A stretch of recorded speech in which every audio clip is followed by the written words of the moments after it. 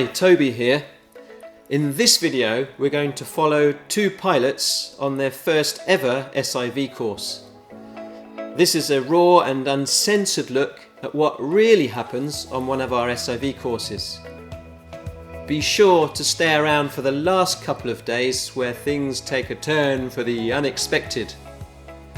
If you have any questions, please put them in the comments section. Let's get straight into it and meet our pilots, Karl and George. I started flying about a year ago now in New Zealand. Something that I've always wanted to do for years, and then finally just got the money together to go to learn. Got my PG2s within about 3 or 4 months. Didn't do any inland flying until I came over to Europe, and then I went to Annecy. Managed to get myself over to New Zealand, to Wanaka, and did some paragliding down in Queenstown and Wanaka, so I've got a few hours there in the mountains. So it's the first time I met Karl, and I always try to work out how confident or not someone is.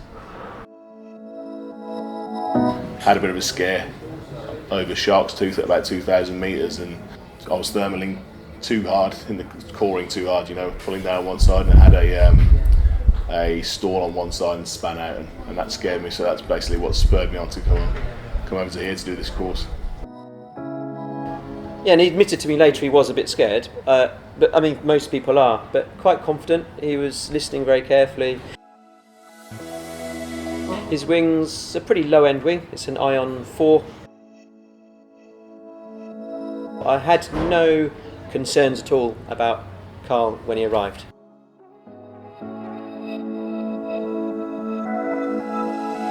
Well, I haven't got much experience, which is why I'm here. I've been qualified about a year and a half. Most of my training was either Wales, or I've done a few trips to Morocco. Absolutely loving the sport, and now sort of getting to the stage I want to do XC. That eventually, that's mainly what I've got an interest in, and I want to do it as safe as possible. George is great fun, he's got a great sense of humour, and he's really excited about paragliding. He loves flying. So I've never done an SIV before. I think it's important that it's going to be done at some point. So I was worried that I was taking this a little bit early, but from speaking to Toby, he sort of reassured me that, you know, sometimes it's good to get it done early before you get bad habits and that sort of thing. George is flying the Ozone Buzz Z4, which is a wonderful wing, very well behaved, just a lovely wing for the level of pilot where George is up to with his flying.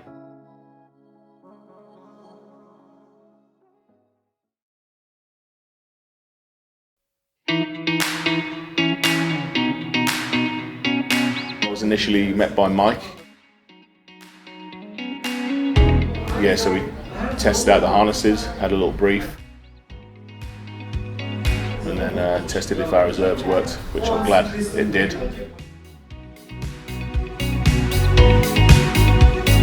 Kit check was really handy because you just don't really get the time to do these things.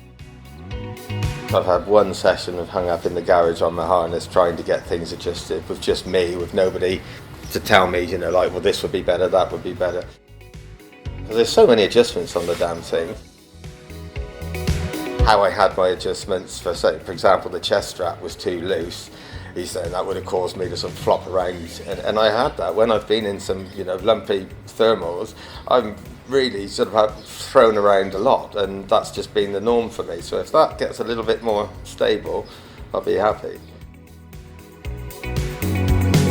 Quite looking forward to flying tomorrow now because there's been these adjustments made. You know, the throwing the reserve, I mean, that's highlighted some issues because I had perished bands and things. Oh no! So although it came out, it sort of flopped out prematurely.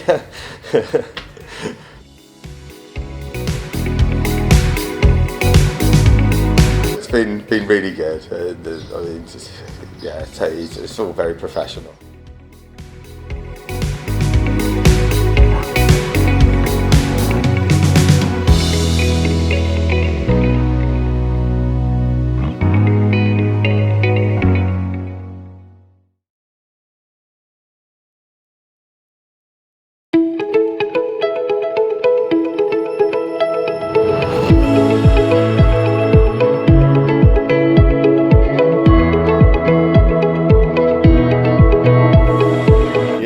was really good. We started at 9 o'clock this morning, got into the theory side of things and sort of testing out the last bits of equipment, talking through the life jackets and whatnot.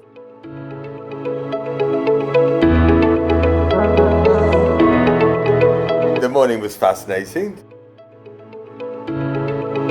Just the simple thing like using a model of a paraglider. It's the first time I've come across that. Seeing somebody demonstrating with a model with a wing that's got all the lines and everything, and you can actually see it's really beneficial. Basically being talked through everything that we're going to do, and then when you actually get up there and you're going out, you at least you know what's coming. Going through the menu of the day, so to speak, and it was kind of what I expected, yeah, for the first sort of day. So it's getting the foundations in the pitching exercises and collapses and things. I actually didn't expect to do a collapse on the first day.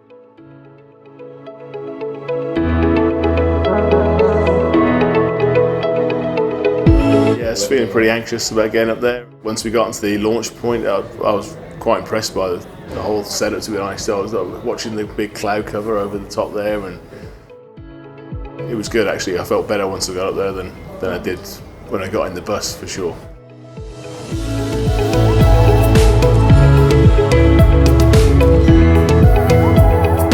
It seems strange putting a life jacket on to go paragliding. For me, launch was really good, yeah. Once we got the right winds and the cloud cleared out a little bit, then yeah, Mike spotted the gap for me, the window of opportunity, the nice breeze coming up, and I think it went pretty well.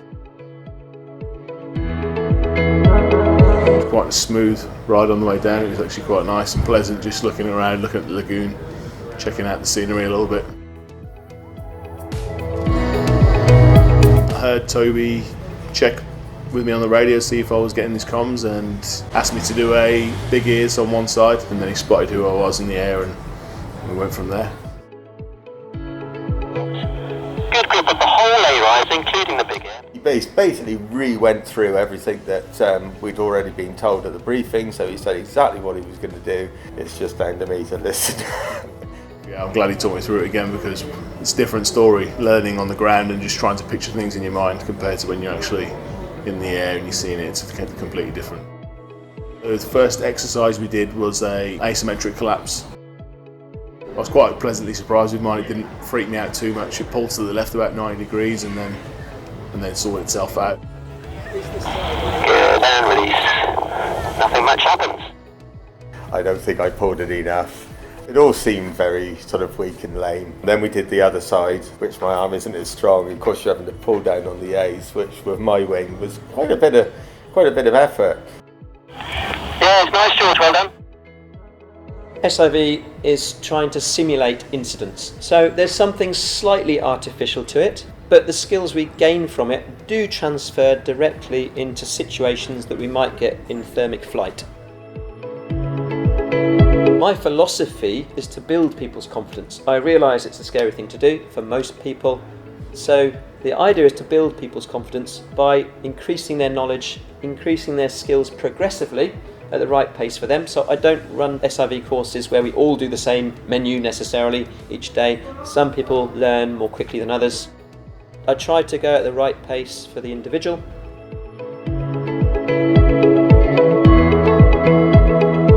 High in the sky, we did our asymmetrics and our frontal collapse, and then as we got lower we did a bit of pitch control.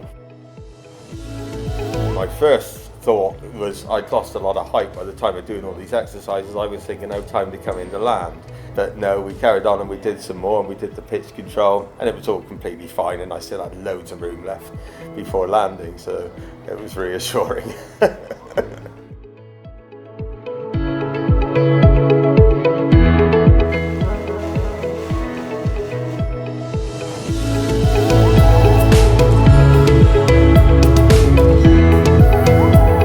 So we got back to Hotel Bronze, sat down, drank a well-earned beer, and then went through the video debriefs, which was very good actually to see how things feel in the air compared to how things look is completely different. It's very, very interesting to watch the videos. I mean, it's something that you you don't get to see really. See you and your wing from a different point of view, especially when bits of it are collapsing. It's an eye-opener to how tame it is as well. You think, you know, like, oh my God, you know, I've just done this. And you see it on a video and you think, oh, that's nothing really. No, it's a hell of a day, hell of a day. I'm hyped, hyped for tomorrow.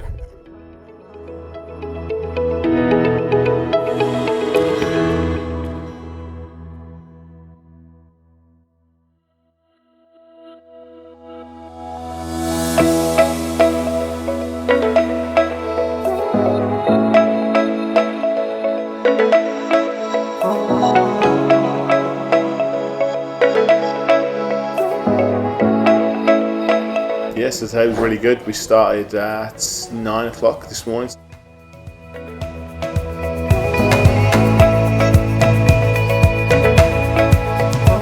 When you're at half bar, you're set to go.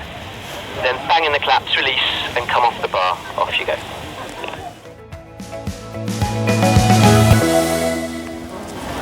Release the claps off the speed bar. A little bit of left brake to stop the rotation. And now we're good. It's reinflated. Good. On the beach heading then. So we did accelerated collapses. So I'd already done the asymmetric collapse, which again was a worry before, which now I wouldn't really worry about.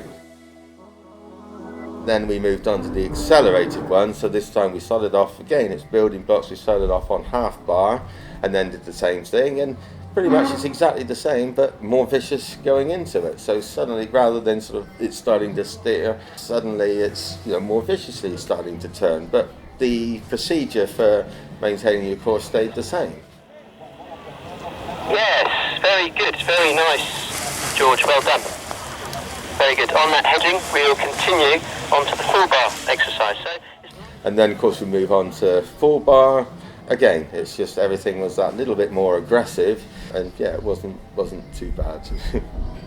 Considering I was scared to use bar before I came out.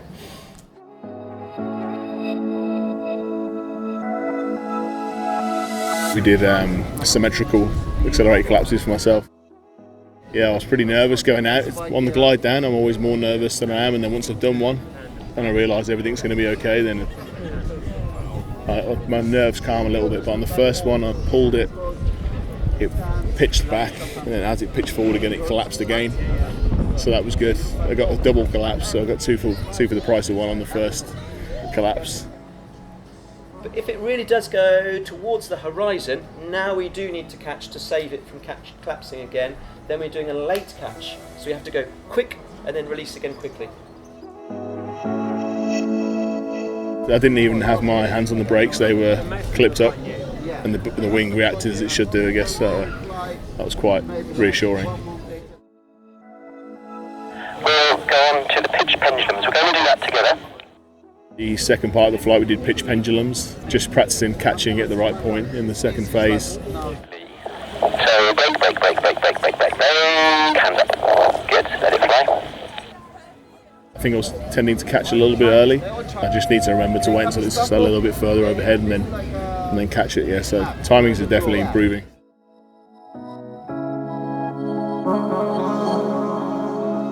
The second most important skill for me, I believe, in your flying is stopping rotations. Because when you rotate, you drop fast. Spiral dives, we started off gently with the idea of sort of touching on the spiral dive, similar as we did with the spin later on. We weight shift to the direction of turn. We've got a little bit of outside brake on as well, and we're progressive as we pick up speed. Off you go, start turning. I'm sort of progressively breaking into the spiral dive, and we're sort of getting faster. And then as soon as we started to just sort of get into, I don't know whether this is right, but in my mind it's sort of when it suddenly switches from you being in control and the wing going into control. And then we exited. Now, bam, we exit by pulling outside brake. Whoosh, piff, paff. A little bit more. Exit now. There we are, nicely done. We're into small phase one, we wait, and catch, and release. Good. Out to sea, perfect. Because I had this fear of getting locked into a spiral, it was definitely beneficial to sort of try getting into it slowly, and then just before stuff started to happen, exit. As Toby says, building block. If we'd have gone straight into a spiral, then maybe things would have been different. Off you go for the spiral dive, be progressive on the entry. We went into the spiral dive, it's really exciting, but yeah, we went into the spiral dive slowly, started rotating, and I can never forget, I was sort of spiralling, thinking like, oh, this is it, this isn't too bad. Just freeze there and hold that position. And Toby saying on the radio, and here it comes. I think, what's he talking about? And here it comes, and then you suddenly get this, and things get faster, and then you start feeling the G-force. Here's the spiral, there it is. There's one. At this point, I'd never exited a spiral. It's like, oh my God, and I'm listening to him, and he's saying, and hold it, and hold it. I'm holding it in the spiral, followed instructions. There's two, exit now, pick. Good, we're coming out into phase one, go with the wing, we wait, and catch, release.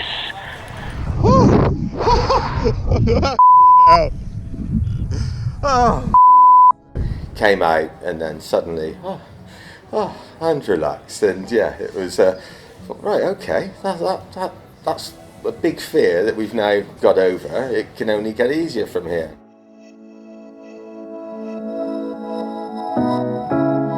I had a couple of different things happen. So on my first one, I panicked a little bit and let myself out of the spiral where I should have held it in there, and on the second go I'd built up a bit more confidence and held it in there, and it went into a spin.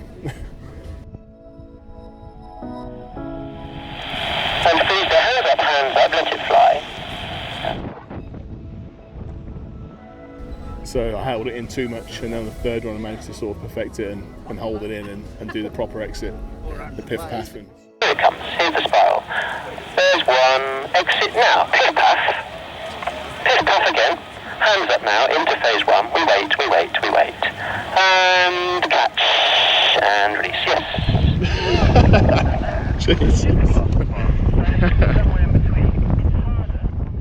Then we're at the lower end of the box, and we'd already planned to do some of these roly-poly exercises. So I didn't really know what that was all about, but I could see how it would lead into wing overs and that sort of thing, and it was all about feeling the wing and getting your weight shift and the timing, really.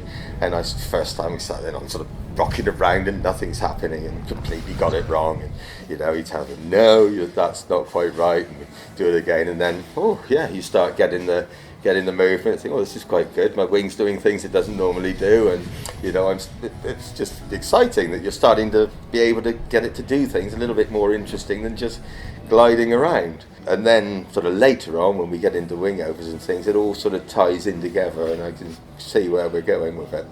But it's all good.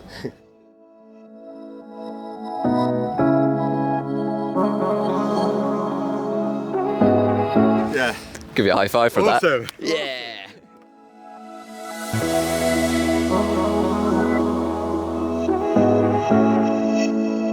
I thought I'd done spiral dive before, but not like that.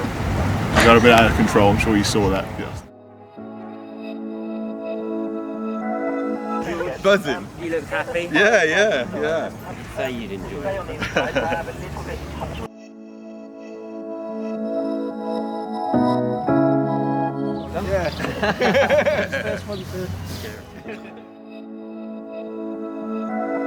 So the crew on this week's course, I don't think there's any bad eggs. Everyone just seems to be really getting on well.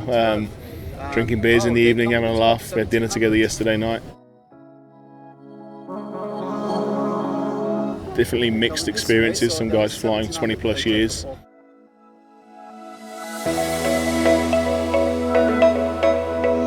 Yeah, it's good to have that sort of experience spectrum, because you can see how other people's wings react, and you can also see how they react to certain situations. And yeah, it's good.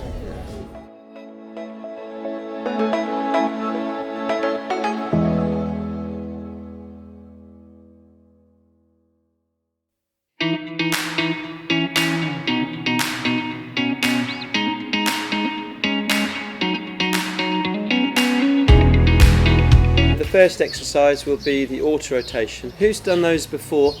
Before this course, I thought a spin, a spiral, and an auto-rotation and a heli were pretty much the same thing. I just didn't really have an idea what was what. So the point of rotation is between the wing and the pilot, which means as the wing's rotating, you're going backwards. As we went through the week, we moved on to more advanced situations. I think flight 3 or 4 this time with George, maybe we were on to auto-rotations and so on. As with most pilots on their first SIV, there's a lot of information, and that's great. We're trying to build up pilots' experience and level, and the real level comes up underneath. So we're pushing with experiences. George had lots of questions about the different manoeuvres, so we repeated some manoeuvres with George, and he did just really well actually. He was just really hungry for information and improving all the time. Great to see. Today we started off with auto-rotations, which I was very apprehensive and nervous about. So we started off with the auto-rotation, where we create a collapse and then I'm leaning into the collapse, which was all very frightening, the idea of doing that. Ready to go, bang on the collapse, leaning hard, off you go.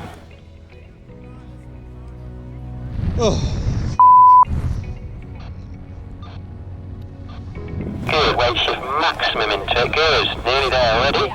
Good, here it is. There's the auto-rotation, hold on tight, that's 1, that's 2, that's 3, and exit now, lift off. Good, we're coming out into phase 1, look at the wing and wait, and wait, and wait, and catch, and release. Yes, George, very good. You're flying backwards and things feel very, very different.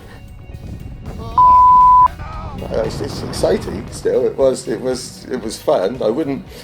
I'd probably prefer the spiral than the auto-rotation, but I wouldn't hesitate doing any of them again. And more to the point, I can get out of them, you know, if it starts to happen. So park a brake, then you're ready, bang on the claps, lean in hard, off you go.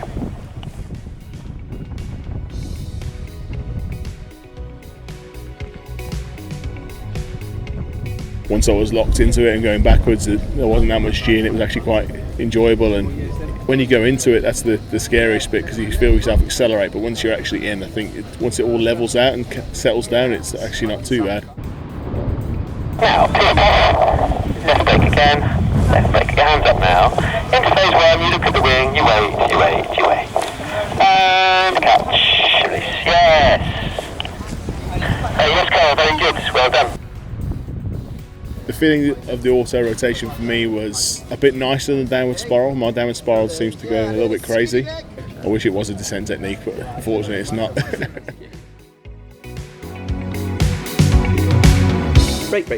Brake, hands up. And normally at the last one we're going to catch it, but this time we're going to use that energy to do a dynamic turn. So we wait. We got lower in the box and we did dynamic turns, which I've seen people do and I liked the idea of, so I was very keen to do that. Pitch pendulums to start it off, and then basically coming out of a pitch pendulum with weight shift and a dynamic turn to do a 180, which, considering my slow turns beforehand, to be able to do a 180 in that short area was quite exciting and good, and I enjoyed it. Yeah.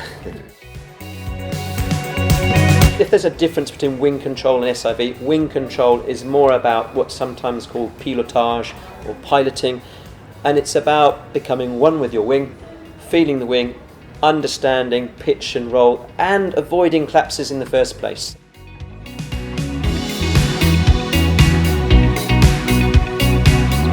So on the second flight today we did spin entries. A little bit of brake on both sides first, then you're ready, push down for the spin, off you go.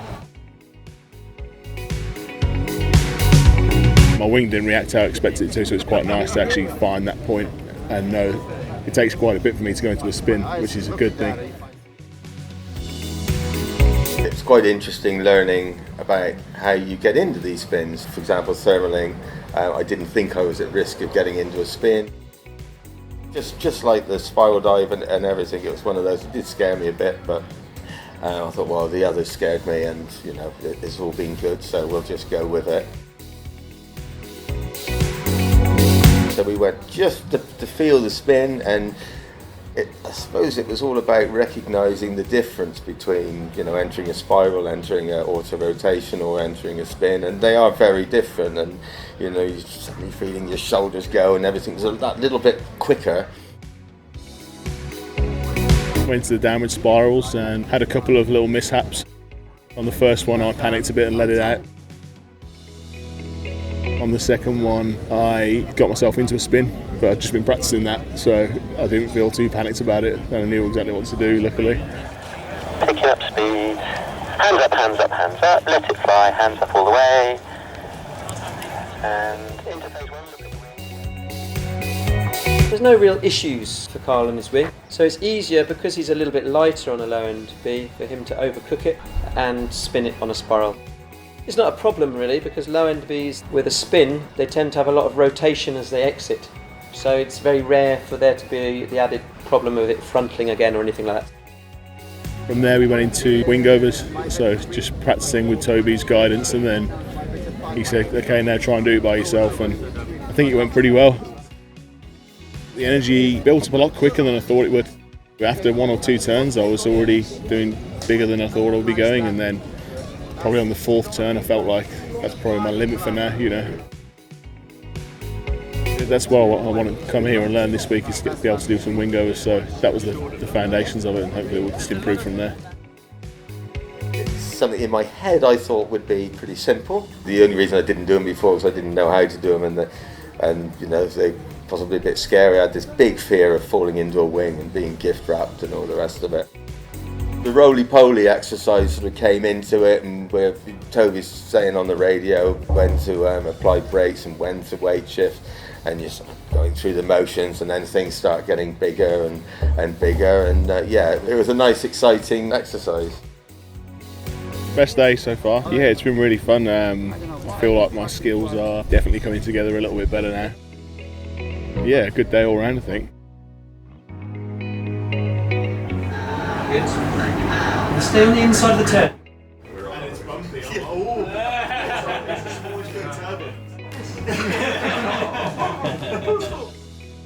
Pretty tired in the evenings, to be honest. Yeah, it's quite full on. There's a lot to learn, a lot to take in, and we don't finish the debriefs until pretty late, obviously. That's the one disappointment of the debriefs, I think, is because when you're actually doing the tests, you're having these mega spins, these mega G-forces, and, you know, epic flight that to anybody watching it would just think that you're the super acro pilot. And then you sit there watching it on the screen and think, doesn't look that bad, actually.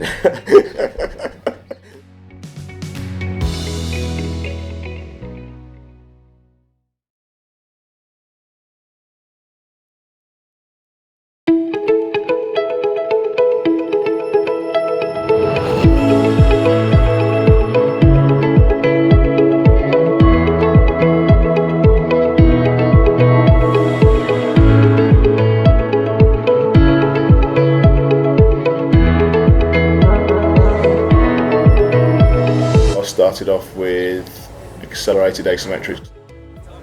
Good, little bit of left leg. Hands up again, looking at the wing.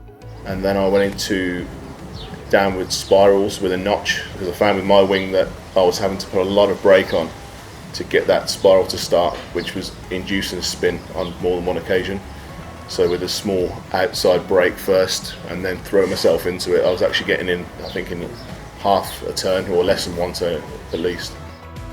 And in we drop, and a little bit of outside. Here's the spiral, exit. Now, push pass. We're coming out, compensate right, hands up again. And catch, and feet out. Hooray! Very nice.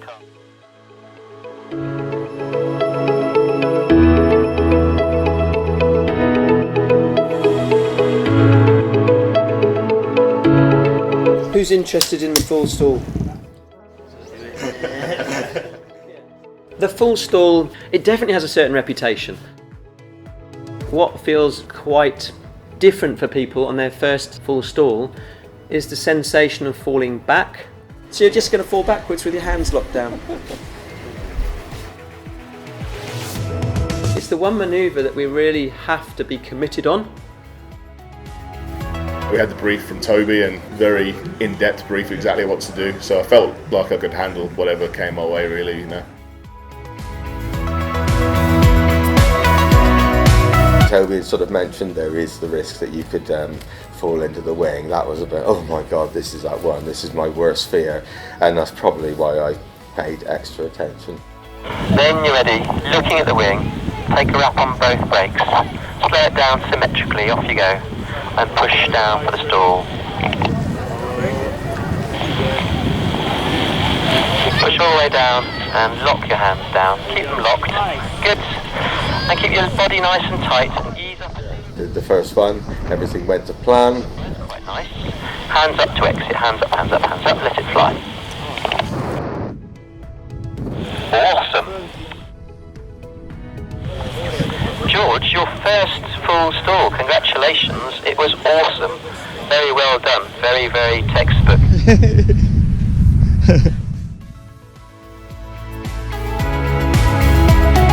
I did a second one, everything went to plan.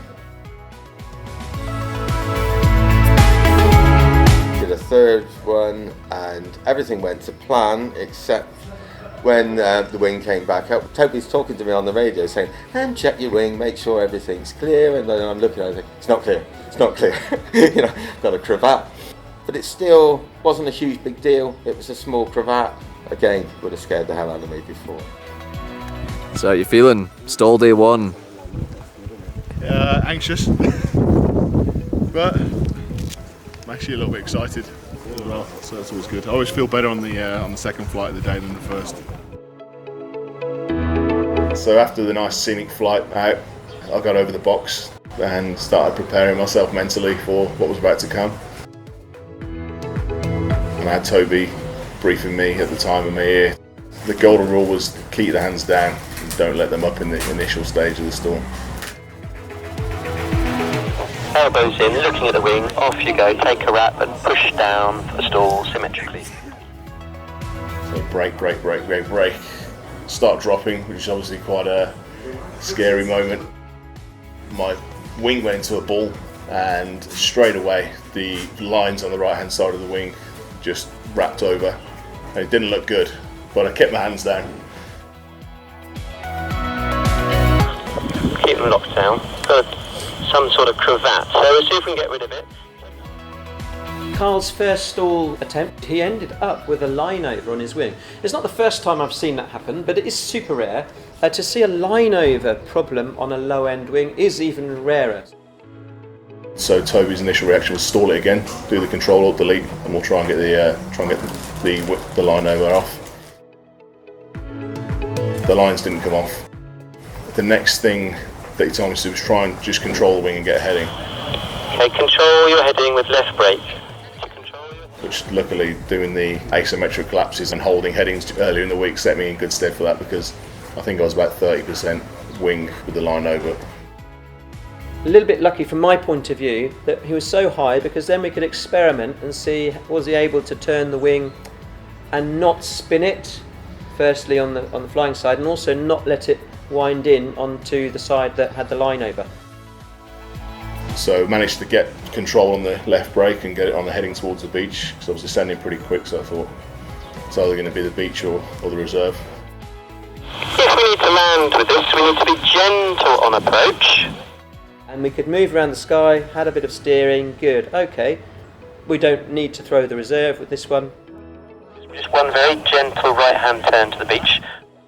So I said, okay, let's do this, and sort of headed for the beach and set myself up on a nice direct line, and managed to get over there and came in. And so Toby was saying, obviously I'm not going to be able to flare because I've only got half of a wing, so it might spin. So giving me all the little tips on the way down, and so came into the beach, and it wasn't overly hard landing. It wasn't. I've had harder landings with a full wing, let's put it that way. And came in and just landed on my bum and slid a little bit. Tiny little flare. Yes. Good job. And kissed the ground.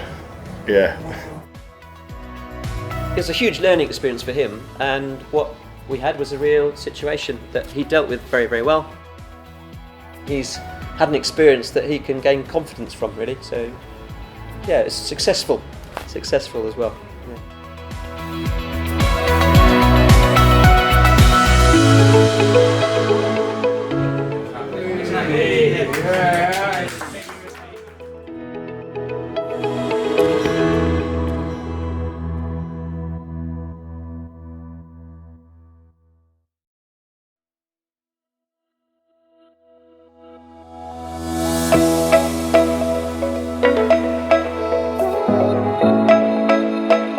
I think most people on their first, or even occasionally their second SIV course, are scared.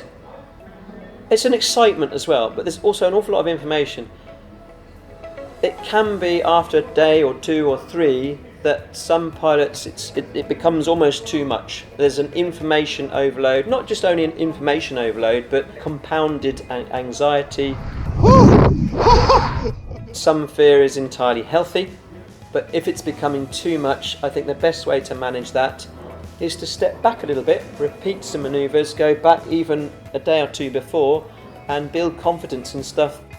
Last flying day, it was nice that we had the morning debrief and we could pretty much write our own menus. It was down to the individual, and he literally went through everybody what you wanted to do. If you wanted a day off, you could have a day off. It was very valuable just revisiting some of the tasks, as you know, you should in theory only get better each time you do it. Doesn't always happen, but Toby asked me what I wanted to do for my menu for the last day, and because I hadn't recovered from a stall properly, I'd opted to go and do that again. So this time, much more nervous. As we were gliding out, I was just thinking about just the instructions, to be honest, from Toby. I was just replaying it in my head. Put your hands down, don't pull your reserve handle, was one of the main instructions. I did a stall, held the hands down as instructed, and they were yanked up a little bit, and then the wing started back flying for milliseconds, I think, and then sort of got itself flying, and it just wanted to fly, and I didn't have much control over that, to be honest. My hands went up and it caught itself, and it was quite nice and controlled, and I was very happy with that. Toby said to me, okay, 180 degrees, and we'll do another one, and I was only expecting to do one. Started braking gradually, hands went down, and then all of a sudden I just see this thing fly past my face, red and white, and I realised straight away, okay, I've deployed my reserve with my thumb. Okay, the reserve has popped out, so you've got a reserve coming out. Let the wing go. Good.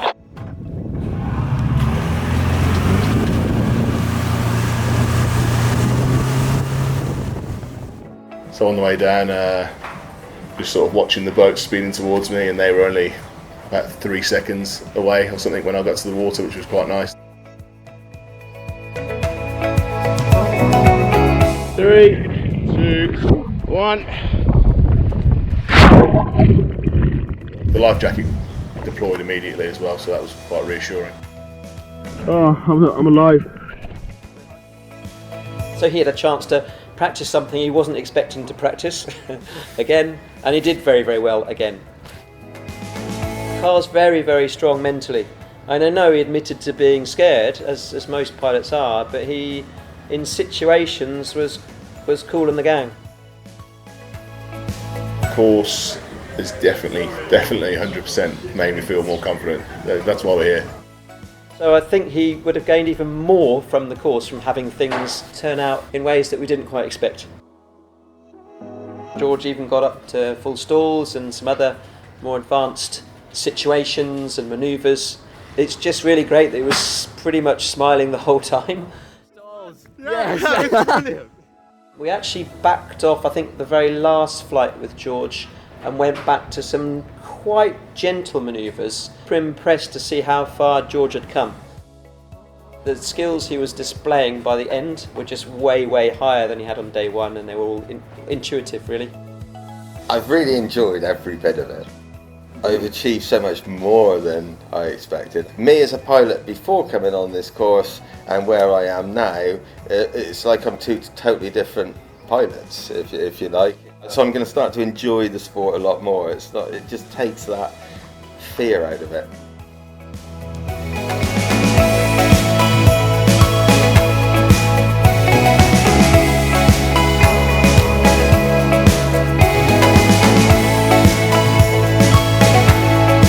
really hope you enjoyed that video.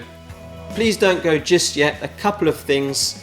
First off, a huge thank you to George and Karl, who volunteered to let us show you every aspect of their flying, even the bits that didn't quite go perfectly. If you have any questions, please put them in the comments section, and also check out the links below. I think you'll find there's lots of useful information for you there. Before you go, a couple of requests. First, if you got this far, please like and subscribe to our channel. That helps us with the channel. And also, if you know anyone who you think might benefit from doing an SIV course, please share this video with them. Until next time, happy landings.